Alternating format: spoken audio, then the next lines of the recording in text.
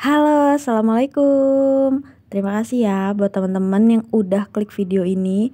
Gimana nih kabar kalian semua, para bunda-bunda? Semoga pada baik, sehat, dan lancar selalu ya rezekinya. Amin amin ya robbal alamin. Oke, di video kali ini yuk temenin aku bikin budget plan ya teman-teman untuk di bulan Juli week ketiga. Ini tuh berlaku mulai tanggal 19 sampai tanggal 25 Juli ya teman-teman. Nah di minggu ini tuh aku ada kewajiban dan juga saving ya, karena aku membaginya itu jadi per minggu. Jadi semuanya itu aku bagi 4. Nah buat teman-teman yang masih bingung gimana sih baginya untuk dari kategori bulanan ke mingguan, nah teman-teman bisa bagi untuk 4 atau 5 minggu, disesuaikan aja sama berapa hari dalam kalender yang ada di bulan tersebut ya teman-teman. Nah untuk di bulan Juli ini aku membaginya jadi 4 minggu aja ya teman-teman. Misalkan untuk belanja mingguan budgetnya ada 600.000, kita bisa bagi 4 jadi masing-masing 150.000 per minggu gitu ya teman-teman. Begitu juga untuk yang lainnya. Tapi kalau untuk bayar-bayar biasanya kan didahulukan ya. Nah itu bisa juga langsung dibayarkan duluan, atau kalau enggak kita bagi juga menjadi 4. Nah kali ini aku tuh udah nyoba untuk di kategori lain juga aku bagi 4, dan ternyata lumayan efektif juga ya di aku.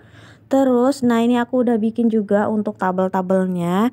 Ada 3 kategori ya teman-teman yang aku bikin di budget plan kali ini, yaitu living, kewajiban, dan juga saving. Nah untuk giving sendiri aku nggak masukin ke sini ya teman-teman, cukup privacy aja. Untuk di kategori living kali ini tuh budgetnya ada 375.000 ya. Yang pertama itu untuk belanja bulanan atau groceries, ini bisa kita pakai buat beli sembako atau keperluan kamar mandi gitu. Nah, kali ini budgetnya ada di 50.000 ya, teman-teman. Lanjut untuk beras, di sini aku kasih budgetnya itu 30.000. Ini untuk tambahan di minggu yang lalu ya. Jadi aku menyesuaikan dengan kebutuhan di rumah yang udah mau habis juga ya. Lanjut untuk belanja mingguan, ini masih ada 140.000 ya per minggu, dan masih cukup ya alhamdulillah. Lalu untuk kuota ini aku budgetkannya 20.000. Untuk hiburan ini 10.000. Kadang kan aku juga beliin jajan gitu ya sama anak aku. Jadi khusus untuk ketika aku pergi berdua sama anak aku. Kadang kan juga aku beliin buku bacaan untuk anak aku ya teman-teman. Lanjut untuk jajan anak, di sini budgetnya aku tambahin ya 5.000. So totalnya ada 25.000. Untuk dana tak terduga itu ada 20.000, kebutuhan anak termasuk susu, vitamin, dan juga kebutuhan lainnya itu ada 50.000 ya teman-teman.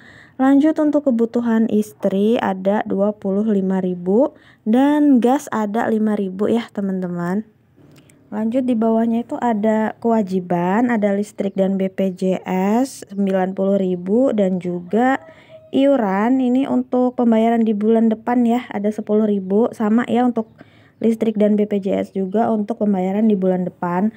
Jadi aku kumpulin dulu budgetnya itu selama sebulan gitu ya teman-teman, baru aku bayarkan. Jadi kayak lebih efektif aja sih kalau menurut aku. Oh ya, waktu itu ada yang nanya untuk minum, aku tuh nggak pakai air galon ya teman-teman. Jadi aku tuh minumnya masak aja setiap hari. Itu kira-kira 1 panci gitu, alhamdulillah cukup aja ya. Dan gas juga aku itu kira-kira 3 minggu sekali baru aku beli gas gitu ya teman-teman. Lalu untuk PDAM aku juga nggak make, karena aku tuh punya sumur sendiri ya teman-teman. Jadi makanya budgetnya mungkin agak berbeda sama teman-teman yang lain.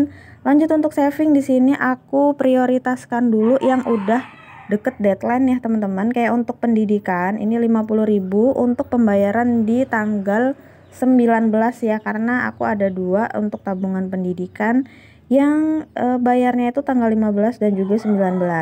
Lanjut yang kedua itu ada pajak motor, ini juga karena udah deadline ya di bulan Juli, jadi aku agak banyakin yaitu sebesar 50.000.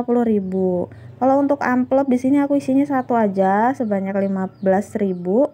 Lanjut untuk tabungan daging lebaran tahun depan 10.000. So total saving aku kali ini ada 125.000. Nah, untuk saving ini kita tinggal menyesuaikan aja ya teman-teman, mana yang prioritas, mana yang udah deadline-nya itu deket gitu ya. Jadi kita bisa dahulukan itu. Nanti kalau misalkan ada budget lebih, kita bisa isi di sinking fund kita yang lain ya teman-teman.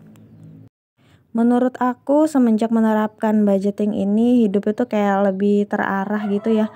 Karena kita punya rem sendiri untuk mengontrol keuangan kita, dan kita juga jadi lebih tenang, bisa lebih bersyukur lagi, menghargai uang-uang kecil yang biasanya kalau sisa itu aku habisin ya. Kalau dulu itu awal-awal budgeting itu kalau udah mau gajian nih, uang masih ada, ya udah aku jajanin aja. Nah, kalau sekarang itu justru kalau ada sisa aku seneng ya, karena bisa aku tabung gitu ya teman-teman.